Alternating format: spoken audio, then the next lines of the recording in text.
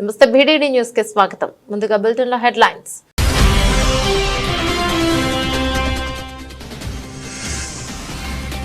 విడుదలైన తెలంగాణ టీఎస్సీ ఫలితాలు. సచివాలయంలో జనరల్ ర్యాంకింగ్ లిస్టు విడుదల చేసిన సీఎం.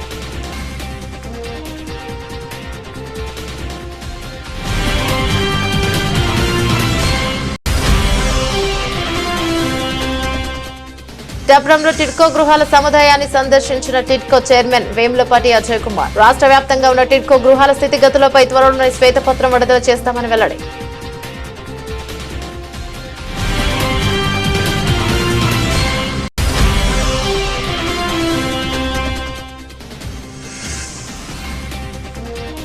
ప్రభుత్వంపై కేంద్ర మంత్రి బండి సంజయ్ సంచలన వ్యాఖ్యలు. హైడ్రా పేరిట రేవంత్ ప్రభుత్వం వసూలు చేస్తుందంటే ఆరోపణలు.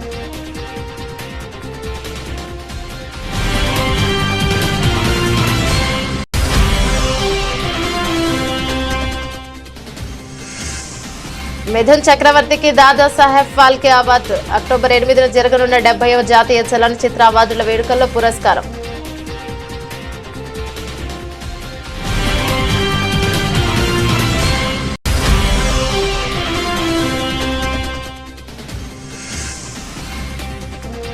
అంబానీ ఇంట ఒలింపిక్స్ పారాలింపిక్స్ అథ్లెట్లకు విందు.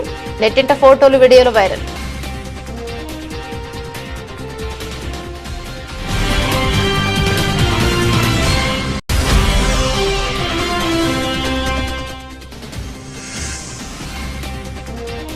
స్టాక్ మార్కెట్లలో రికార్డు రన్. ఈ వారం ఆటుపోట్లకు ఆస్కారం.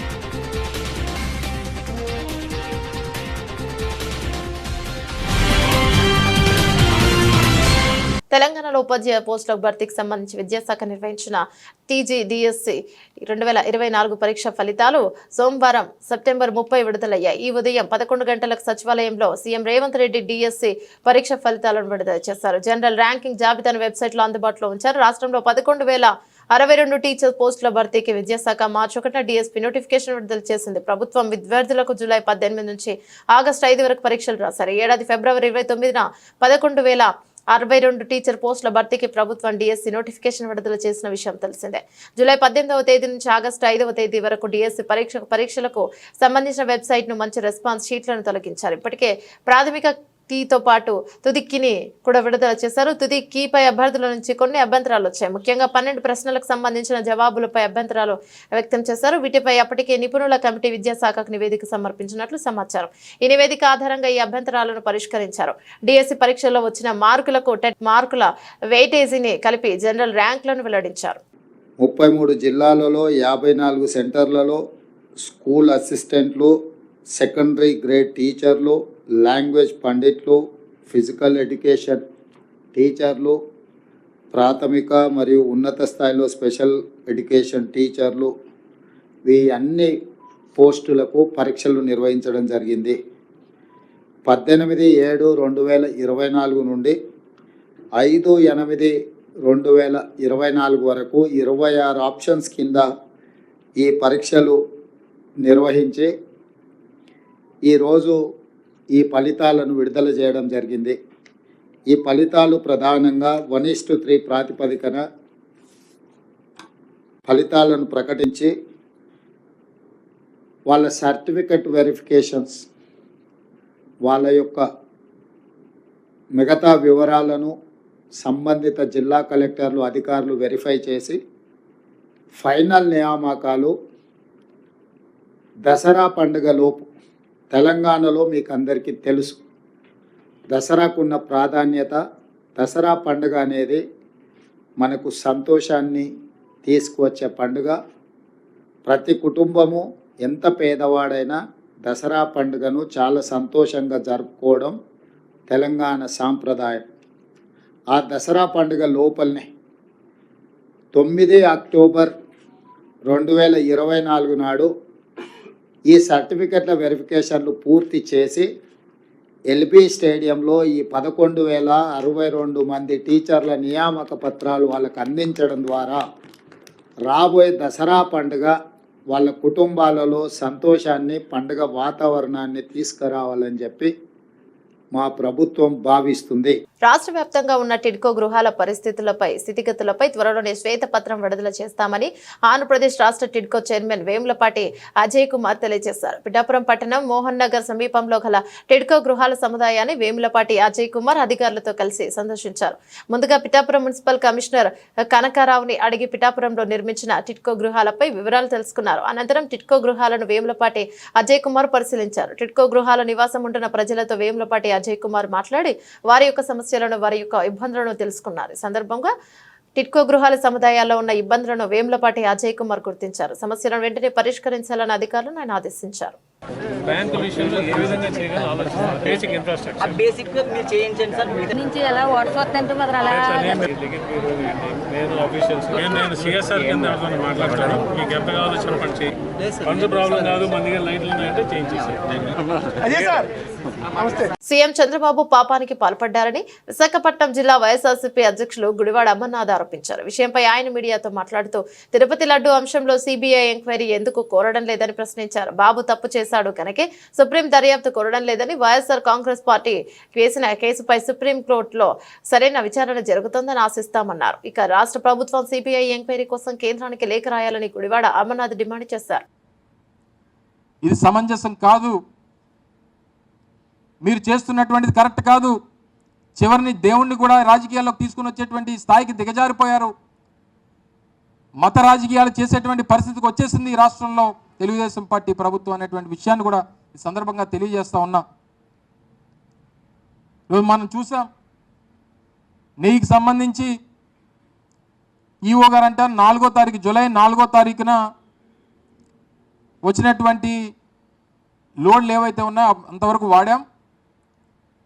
జూలై 6వ తారీఖున, తర్వాత జూలై 12వ తారీఖున వచ్చినటువంటి లోడ్లు మాత్రం వాటిని టెస్టులకు పంపించి 23వ తారీఖు జూలై వచ్చినటువంటి రిపోర్ట్ని ఆధారంగా వెజిటబుల్ ఆయిల్ అండ్ వనస్పతి కలిసింది అనేటువంటి ఉద్దేశంతో వాటిని వెనక్కి పంపించామని చెప్పి ఈఓ గారు చెప్తారు.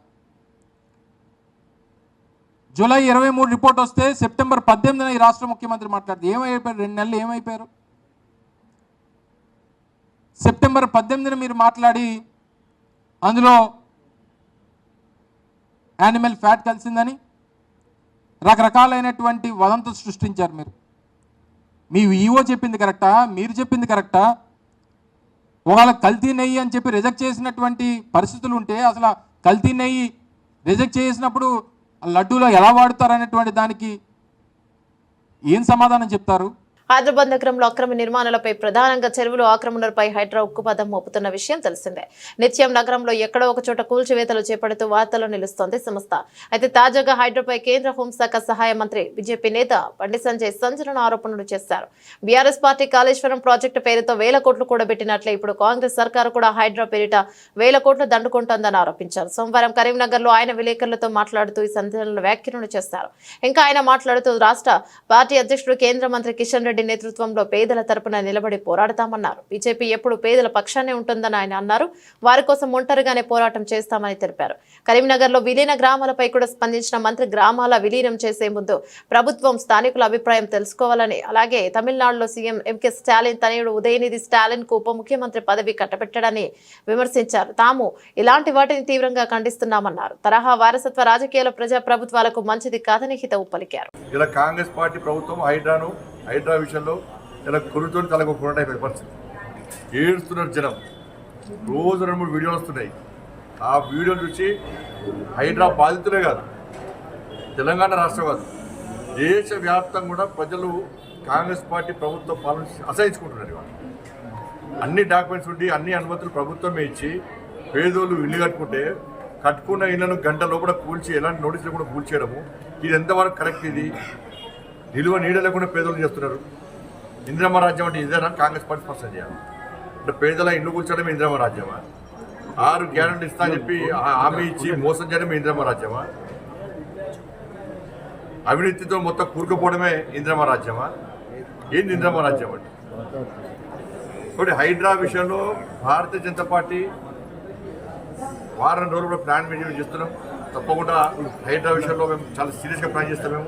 నేను మళ్ళీ చెప్తున్నా, ఇలా ప్రజలకు భారతీయ జనతా పార్టీ ఆయుధంగా మారబోతున్నది. భారతీయ జనతా పార్టీ కార్యకర్తలు సిద్ధమవుతున్నారు, నాయకులు సిద్ధమవుతున్నారు హైదరాబాద్లో అండగా ఉండడానికి. ఈ రాక్షస ఆలోచనను, ఈ మూర్ఖత్వపు ఆలోచనను, ఈ దుర్మార్గపు మనసుతో పక్కకు పెట్టి ఒక మానవత్వంతో రాష్ట్ర ప్రభుత్వం ఆలోచించాలి. హైదరాబాద్ విషయంలో వాళ్ళ ఇంట్లో కూర్చోవడం ఎంతవరకు సమంజసమో గుండె మీద చేసుకుని రాష్ట్ర ముఖ్యమంత్రి గారు ఆలోచించాలి. ఇలా ప్రజలు కూడా అంతా వ్యతిరేకతస్తుంటే ఇలా ఒక్కొక్క మినిస్టర్ వచ్చి హైదరాబాద్ మంచిది అంటే రేపు వాళ్ళ కూడా కుటుంబాలను మీరు కట్టుకుని నిన్ను కూర్చొని ఎంత ఇబ్బంది ఉంటుంది. అరే కూల్చాల్సిన ఫామ్ హౌస్ మాత్రం కూర్చారు, కూల్చాల్సిన ఫామ్ హౌస్ కూర్చారు. మేమనుకున్నాం హైదరాబాద్ ఒక మంచి ఆలోచన ఉంది కదా, అరే మంచి ప్లాన్తో ప్రభుత్వం ఉన్నట్టున్నది, ఏం చెడు ఆలోచన ఏం లేనట్టుందో మేము అనుకున్నాం. కానీ ఇంత పేదోళ్ళు ఉసురు పోసుకుంటారు, పేదోళ్ళు పుట్ట కొడతారు, పేదోళ్ళకు నీడ లేకుండా చేస్తారని చెప్పి మేము ఎప్పుడు ఆలోచించాం. వాళ్ళంతా ఢిల్లీ నుంచి డైరెక్షన్. ఇలా రేపు మా పని చేస్తారు, బీఆర్ఎస్ పార్టీ అయ్యప్ప సొసైటీ పేరుతో కొన్ని రోజులు కూల్చింది, అంత పైసలు తప్పి ఇలా హైదరాబాద్ పేరుతో వేస్తారు. ఇలా మెల్లగా దీన్ని క్లోజ్ చేస్తారు. ఇక క్లోజ్ చేయాల్సిందే, మరి వట్టే క్లోజ్ చేయరు. పెద్ద పెద్ద వ్యక్తుల దగ్గర నుంచి మళ్ళీ కలెక్షన్ చేస్తారు, కలెక్షన్ చేసి మళ్ళీ ఢిల్లీకి పైసలు పంపాలి. రాజకీయ నేతలను పై అధికారులను సంతృప్తి చేసేందుకు అత్యుత్సాహంతో పనిచేయొద్దని తెలంగాణ హైకోర్టు సోమవారం వ్యాఖ్యానించింది.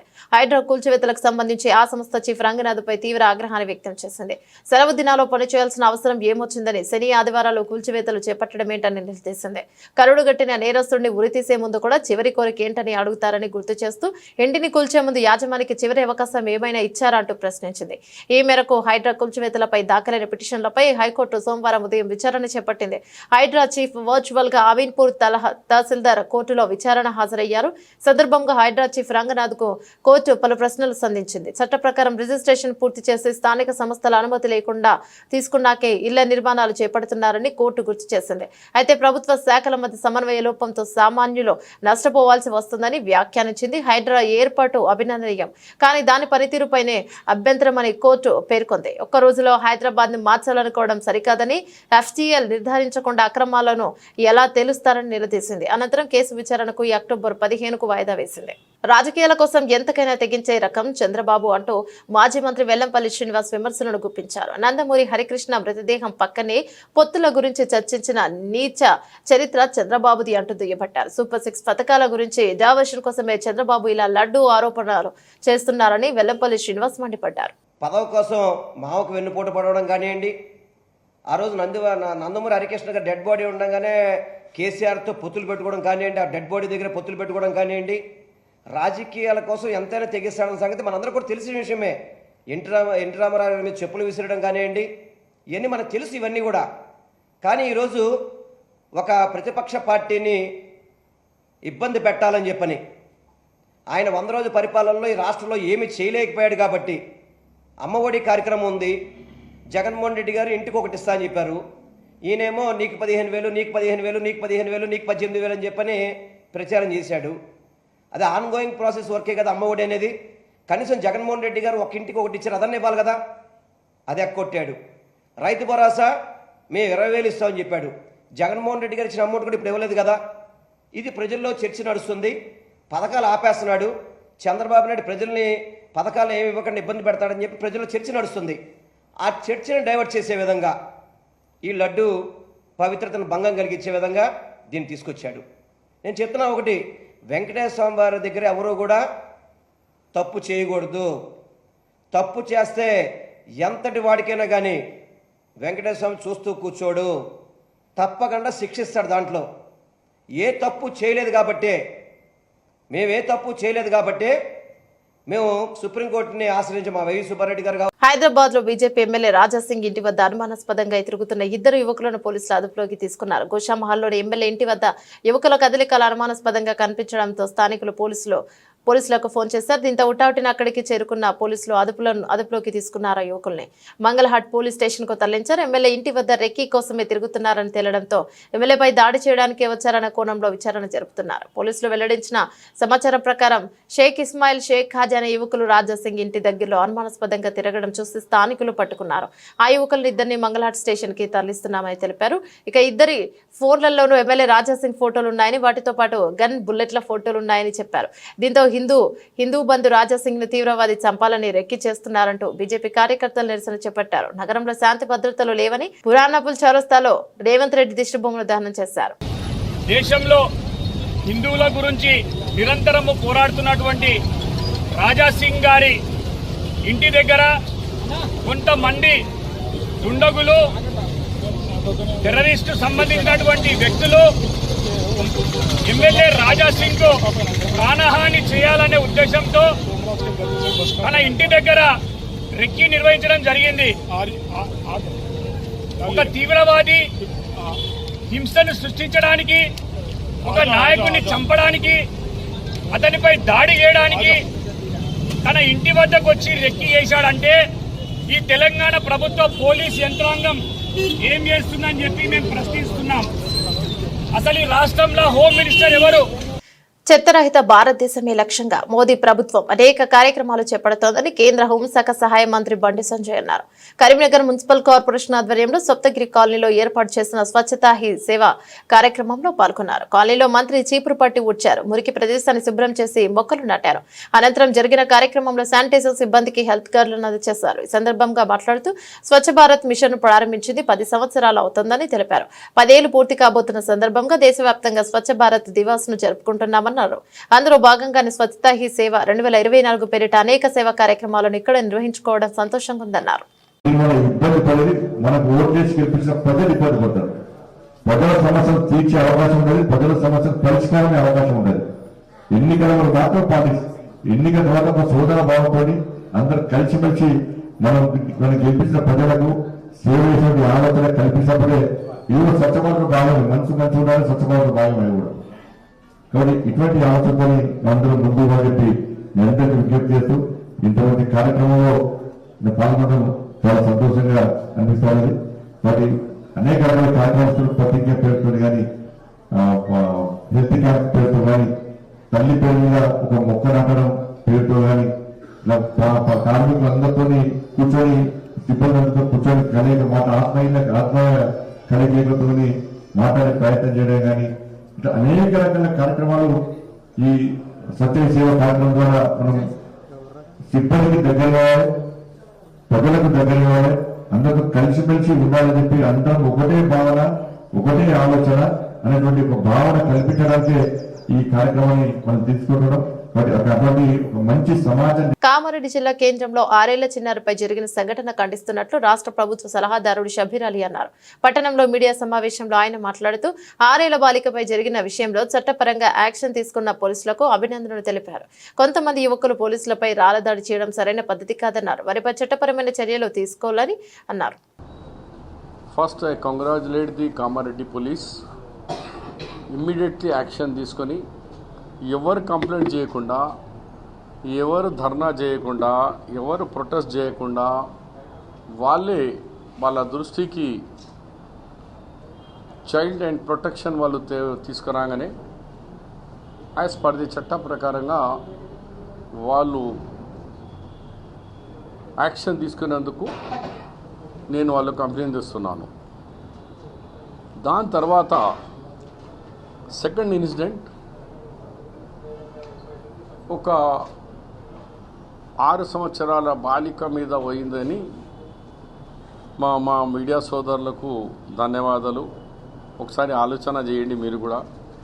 స్కోరలింగ్ స్టార్ట్ అయిపోయింది. ఒకటి రేప్ అని వేస్తున్నారు, ఒకటి దాన్ని బట్టి సోషల్ మీడియా కొంత సోదరులు అతని మీద ఏదో జరిగిపోయిందని విద్యార్థి సంఘాలు నాకు నైట్లో కూడా కొన్ని విద్యార్థులు సంఘాలు ఫోన్ చేస్తే, వద్దు బాబు పోలీస్ అయిపోయింది కదా, మీరు ఏమైనా కావాలంటే పోలీస్ ఎస్పీ దగ్గర మీరు డిస్కషన్ చేయండి, కానీ మీరు పోకండి. కొందరు నా మాట అయిన ఆగిళ్ళు, కొంతమంది ఇతర కొన్ని ఆర్గనైజేషన్స్ మన కంట్రోల్లో లేరు, వాళ్ళు పోయి ప్రొటెస్ట్ చేసినారు.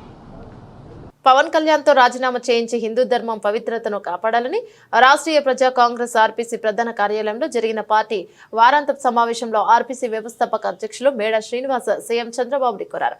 పవన్ కళ్యాణ్ మతి చెల్లించిన ప్రసంగాలతో హిందూ ధర్మం పవిత్రతను కలుషితం చేస్తున్నారని, పవన్ కళ్యాణ్ విషపూరిత ప్రసంగాలకు యువత దారి మళ్లిస్తున్నారని, త్రిశంకుల మహిళా చెడు వ్యసనాలకు పరిచయాలు గల ఏ పురుషుడు మన భారతీయ మహిళలు అంగీకరించరని, అలాంటిది పవన్ కళ్యాణ్ చెడు గాలి పుణ్యమా అంటూ అత్యధికులు మహిళలతో ఎవరికీ లేవంటి, చెడు పరిచయాలు అన్ని పెళ్లిళ్లు చేసుకుంటే తప్పేంటి అని కుసాంప్రదాయ వాదనకు దిగుతున్న కొంతమంది మహిళలను చూస్తున్న సాంప్రదాయక వాతావరణంలో పెరిగిన సామాన్య మహిళలు పవన్ కళ్యాణ్ ను సమర్థిస్తున్న వారిని చూస్తూ ముక్కులో వేలేసుకుంటున్నారని, ఉద్దేశపూర్వకంగానే ఒక పథకం ప్రకారం పవన్ కళ్యాణ్ చేత ఈ తరహా విష ప్రచారాలు చేయిస్తున్నారా అనే అనుమానాలు తలెత్తుతున్నాయని అంటున్నారు. నేను హిందువుని, నా బిడ్డ హిందువు, అలాగే ఒకప్పుడు నేను బాప్టిస్ట్ని అని నోటికొచ్చిన ఉపన్యాసాలతో ప్రజల్లో ఒక విధమైన మత సామరస్యాన్ని విచ్ఛిన్నం చేసేటువంటి ప్రయత్నాలు చేస్తున్నాడు. మొట్టమొదట పవన్ కళ్యాణ్ తీరు మార్చుకోకపోతే ఖచ్చితంగా ఈ ఆంధ్ర రాష్ట్రంలో ప్రజలే గుణపాఠం చెప్తారు. ఈరోజు యువత దారి తప్పుతుందంటే పవన్ కళ్యాణ్ లాంటి నాయకులే ఈరోజు ఆంధ్ర రాష్ట్రానికి ప్రమాదకరంగా మారారు. రోజు ఏం సంకేతాలు ఇస్తున్నారు మీరు? హిందువులు ఇళ్లలో నుంచి బయటికి రండి, ఊరుకోకండి, గొడవలు పడండి, ముస్లింస్కి జరిగితే ఊరుకుంటారా, క్రిస్టియన్స్కి జరిగితే క్రిస్టియన్స్ ఊరుకుంటారా అని నోటికొచ్చినటువంటి వాగ్దానాలతో, ప్రజల్ని రెచ్చగొట్టే వాగ్దానాలతో శాంతి భద్రతల సమస్యల్ని మీరు సృష్టిస్తారా? మీరు ఇష్టం వచ్చినట్టు మీరు సమావేశాలకు వెళ్ళి నేను క్రిస్టియన్ని, నా బిడ్డ క్రిస్టియను, అక్కడ ఆ మాట, ముస్లిమ్స్ దగ్గరికి వెళ్ళి అక్కడ కూర్చొని అక్కడ ఒక మాట, హిందువుల దగ్గరికి వచ్చి హిందువుల మాట. మీ యొక్క మాట్లాడే విధానాన్ని, మీ యొక్క రాజకీయ కలుషితాన్ని ప్రజలు గమనిస్తున్నారు. లేకపోతే ఈ ప్రభావం ఖచ్చితంగా చంద్రబాబు నాయుడు గారి మీద కూడా పడుతుంది. మీ కుటుంబంలో ఉన్నటువంటి వ్యక్తి ఇక్కడ అన్ని మతాల్లోని గొడవలు పెట్టేటువంటి ప్రయత్నం చేస్తున్నాడు. అయినా సిగ్గు లేకుండా భారతీయ జనతా పార్టీకి ఈరోజు హిందూయిజమే ఎజెండాగా ఆ పార్టీ ముందుకు వెళుతుంది. గోమాతని ఒక బ్రాండ్ అంబాసిడర్గా చూపిస్తుంది. ఈరోజు గోమాంసం తినండి, నేను తింటాను అని చెప్తున్నటువంటి వ్యక్తిని మీ కూటమిలో ఎలా పెట్టుకున్నారు? నిజాంపేట మండల కేంద్రంలో సోమవారం ఏకలవ్యుని జయంతి సందర్భంగా మండల ఏకలవ్య సంఘ సభ్యుల ఆధ్వర్యంలో ఏకలవ్యుని చిత్రపటానికి పూలమాలలు వేసి కుల జెండాను ఆవిష్కరించారు. ఈ సందర్భంగా వారు మాట్లాడుతూ మా కులదైవమైనటువంటి ఏకలవ్యుడి జయంతి వేడుకలను జరుపుకోవడం గర్వించదగ్గ విషయం అన్నారు. ఆనాదిగా మా కులాన్ని కేంద్ర రాష్ట్ర ప్రభుత్వాలు చిన్నచూపే చూస్తున్నాయన్నారు. మా ఏకలవ్యులకు ఉపాధి లేకుండా పోతోందన్నారు. సుప్రీంకోర్టు ఎస్టీ వర్గీకరణ మాదిరిగా ఎరుకల జాతికి రిజర్వేషన్ కల్పించాలన్నారు.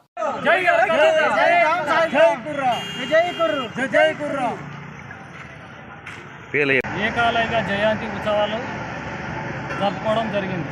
ముఖ్యంగా ఈరోజు మా ఎరుకల జాతి గర్వించదగ్గ విషయం ఏంటంటే ఏకాలుడు అనాది కాలంలో జన్మించి మాకు కులదైవంగా వెలిసిండు. ఆ ఏకలవ్యుని జయంతి మా కులాస్తులు అందరి పౌరుషంలో కానీ రక్తంలో కానీ అతని మనలోనే ఉన్నాయి. కనుక అతని ఉత్సవాన్ని వల్ల మేము జరుపుకోవడం, అతని పేరు మీద జాతీయ జెండాను ఆవిష్కరించుకోవడం జరిగింది, కుల జెండా. కనుక మాకు ఆనాది కాలం నుంచి మా కులమును చిన్నచూపే చూస్తుంది. అటు ప్రభుత్వం కానీ ఇటు ఇతర అగ్రవర్ణ కులాలు కానీ ఆ చిన్న చూపు చూడడం వలన మేము చాలా వెనుకబడి ఉన్నాము. అలా కాకుండా మాకు ప్రత్యేకంగా బడ్జెట్, ఎరకల బడ్జెట్ కేటాయించాలని కోరుచున్నాను ప్రభుత్వాన్ని. కానీ మాకు ఎలాంటి ఉపాధి లేదు.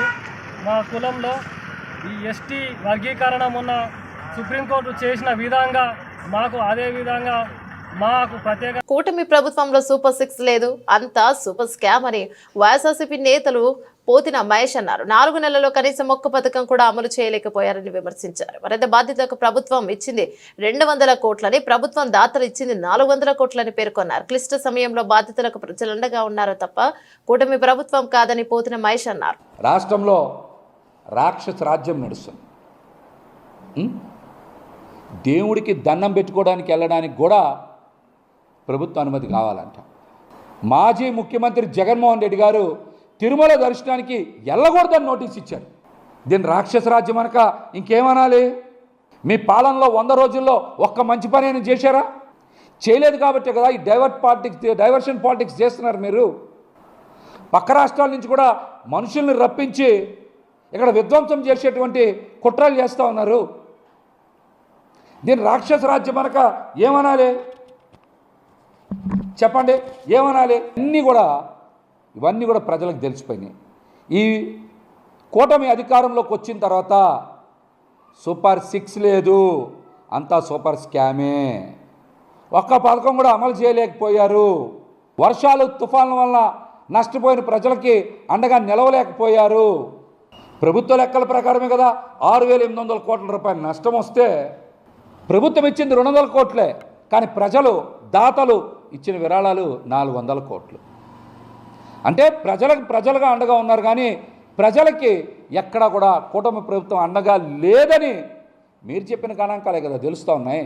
భారతీయ సినిమాకు సంబంధించి అత్యున్నత పురస్కారం దాదాసాహెబ్ ఫాల్కే అవార్డు ఈసారి ప్రముఖ నటుడు మిథున్ చక్రవర్తిని వరించింది. ఈ ఏడాది ఈ ప్రతిష్టాత్మక అవార్డుకు ఆయన ఎంపికైనట్లు కేంద్ర సమాచార ప్రచార మంత్రిత్వ శాఖ తాజాగా ప్రకటించింది. అక్టోబర్ 8న జరగనున్న 70వ జాతీయ చలనచిత్ర అవార్డుల వేడుకలో ఆయనను ఈ అవార్డుతో సత్కరించడం జరుగుతోందని పేర్కొన్నారు. ఈ మేరకు మంత్రి అశ్విని వైష్ణవ్ ఎక్స్ ట్విట్టర్ వేదికగా ఈ వార్తను పంచుకున్నారు. మిథున్ అద్భుతమైన సినిమా ప్రయాణం తరతరాల స్ఫూర్తికి ఇస్తుందని, భారతీయ సినిమాకు ఆయన చేసిన సేవలను గుర్తింపుగా దాదాసాహెబ్ ఫాల్కే ఎంపిక జ్యూరీ ఈ దిగ్గజ నటుని ఎంపిక చేసిందని ప్రకటించడం గౌరవంగా ఉందని ట్వీట్ చేశారు. ఇక ఈ ఏడాది మిథున్ ని ప్రతిష్టాత్మక పద్మభూషణ్ అవార్డు కూడా వరించిన విషయం తెలిసిందే. ఇటీవల ప్యారిస్ లో జరిగిన ఒలింపిక్స్ పారాలింపిక్స్ లో భారత అథ్లెట్స్ అద్భుతమైన రాణించిన విషయం తెలిసిందే. ఒలింపిక్స్ లో 6 పథకాలు, ఒలింపిక్స్ లో ఇంతకు ముందెన్నడూ లేని విధంగా ఏకంగా 29 పథకాలను కొల్లగొట్టారు ఇండియన్ అథ్లెట్స్. ఇక ఈ సందర్భంగా అంతర్జాతీయ ఒలింపిక్స్ కమిటీ ఐఓసీ సభ్యురాలు రాయల్స్ ఫౌండేషన్ వ్యవస్థాపక చైర్పర్సన్ నీతా అంబానీ అథ్లెట్లను తన ఇంటికి ఆహ్వానించింది.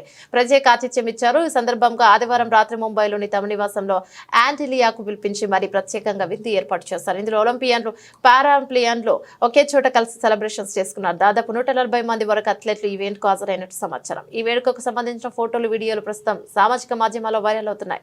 సందర్భంగా నీతా అంబానీ మాట్లాడుతూ ఇది చాలా ప్రత్యేకమైన సాయంత్రం. ఇండియాకు చెందిన పారిస్ ఒలింపియన్లు, పారా ఒలింపియన్లు మొదటిసారి ఒకే వేదికపై సమావేశం అవుతున్నారు. పారిస్ ఒలింపిక్స్ క్రీడల్లో వారు సాధించిన దానికి చాలా గర్విస్తున్నాం. భారతీయులందరూ ఈ రోజు వారికి గౌరవిస్తున్నారు. వారి పట్ల మనకున్న ప్రేమ, గౌరవాన్ని తెలియజేస్తున్నాం. యునైటెడ్ విట్రయమ్స్ ఒక ఉద్యమంగా మారాలని కోరుకుంటున్నానన్నారు. बड़ी स्पेशल शाम है।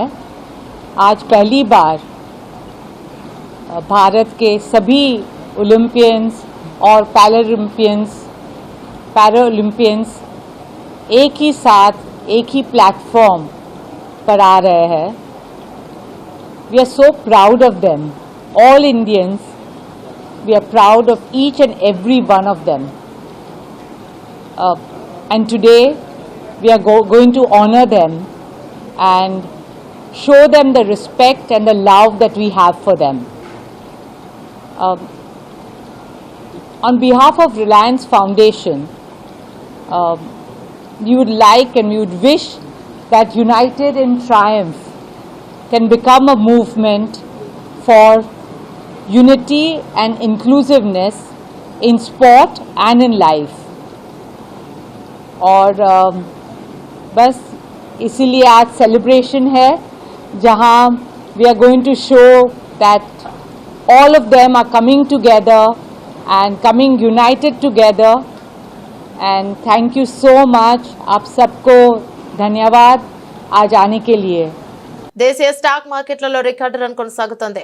మునుపెన్నడూ లేని గరిష్టాలు సూచీలు కదలాడుతున్నాయి. ఇన్వెస్టర్లు పెట్టుబడుల దిశగానే పోతున్నారు. గత వారం రోజు ట్రేడింగ్ లో ఎక్కువ రోజులు ఈక్విటీ మార్కెట్లు లాభాల్లోనే నడిచాయి. ఈ క్రమంలోనే వారం మొత్తంగా సూచీలు భారీగానే ఎగిసాయి. అంతకుముందు వారం ముగింపుతో చూస్తే బాంబే స్టాక్ ఎక్స్చేంజ్ BSE ప్రధాన సూచీ సెన్సెక్స్ 1027 మరియు 54 పాయింట్లు లేదా 1.21% పెరిగి ఇక 85.571.85 వద్ద స్థిరపడింది. అలాగే నేషనల్ స్టాక్ ఎక్స్చేంజ్ NSE సూచీ నిఫ్టీ సైతం 388 పాయింట్లు లేదా 1.50% పుంజుకొని ఇక 26.178.95 దగ్గర ముగిసింది. ఈ నేపథ్యంలో లాభాల స్వీకరణకు అవకాశాలు కనిపిస్తున్నాయి. ఆల్ టైమ్ హై దరిదాపుల్లో ఉండటం వల్ల సెల్లింగ్ ప్రెషర్ ఎక్కువ ఉంటుందని విషయాన్ని వారు గుర్తు చేసుకున్నారు. ఇక గ్లోబల్ స్టాక్ మార్కెట్లు, విదేశీ సంస్థాగత మదుపరుల పెట్టుబడులు, అంతర్జాతీయ పరిణామాలు, డాలర్తో పోల్చితే రూపాయి మారకం విలువ ఈ వారం కూడా భారతీయ స్టాక్ మార్కెట్ల తీరును నిర్దేశించనున్నాయి. బులెటిన్ ముగించే ముందు హెడ్లైన్స్ మరోసారి.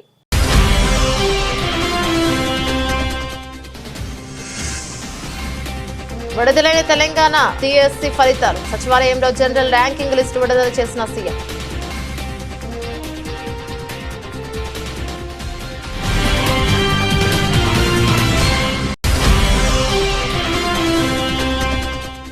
పిఠాపురంలో టిడ్కో గృహాల సముదాయాన్ని సందర్శించిన టిడ్కో చైర్మన్ వేములపాటి అజయ్ కుమార్ రాష్ట్ర వ్యాప్తంగా ఉన్న టిడ్కో గృహాల స్థితిగతులపై త్వరలోనే శ్వేతపత్రం విడుదల చేస్తామని వెల్లడి.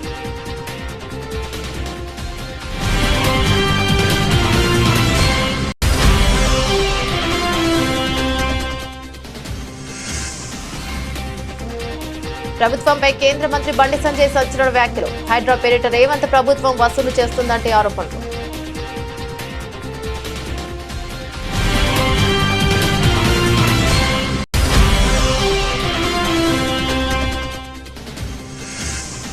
మిథున్ చక్రవర్తికి దాదా సాహెబ్ ఫాల్కే అవార్డు. అక్టోబర్ 8న జరగనున్న 70వ జాతీయ చలనచిత్ర అవార్డుల వేడుకల్లో పురస్కారం.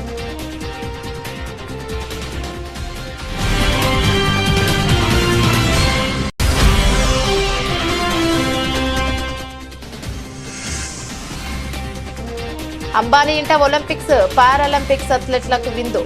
నెట్టింట ఫోటోలు వీడియోలు వైరల్.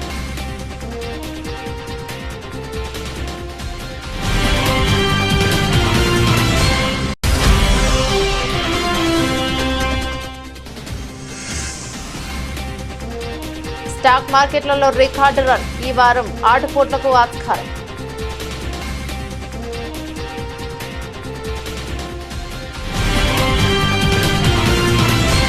ఇవి బులెటిన్లోని అప్డేట్స్. మరో బులెటిన్లో మళ్ళీ కలుసుకుందాం. అంతవరకు సెలవు. నమస్తే.